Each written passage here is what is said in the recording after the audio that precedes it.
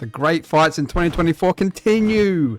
They continue. Thank goodness. I'm loving boxing. The last 2 years has been great. There's been some good matchups. And we continue the great fights with Terence Crawford taking on Israel Madrimov. But I'm an Aussie and I'm going to focus on the Aussie fighters like Tim Tszyu. So on the undercard of this fight is going to be Tim Tszyu versus Vergil Ortiz Jr. This is an interesting fight. Ortiz Jr.'s last fight was very controversial with a very early stoppage in round 1 that perhaps should not have been stopped as early as it was. That's a stiff hard jab that buckled Lawson. That jab hurt Lawson. Here comes Ortiz. There's Ortiz. He's already warmed up. He is cranking these hooks on the inside. And that is it.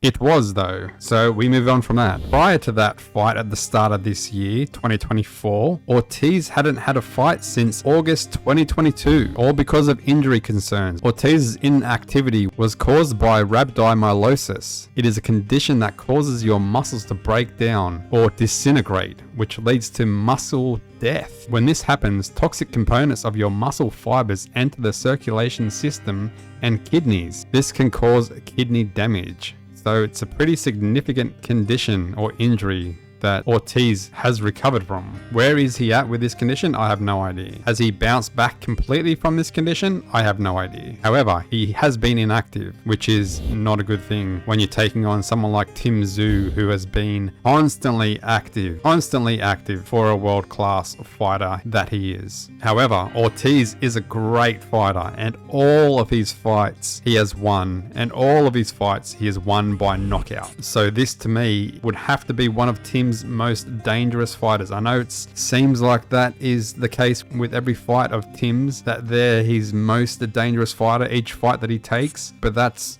just the progression of Tim Tszyu. He's constantly taking better fighters than the fighter he fought previously, and this is the case with this upcoming fight in August. So this is going to be another exciting and interesting fight for Tim Tszyu. Tim Tszyu did lose his last fight, although it was predominantly caused from him being blinded from blood trickling into his eyes for 10 rounds.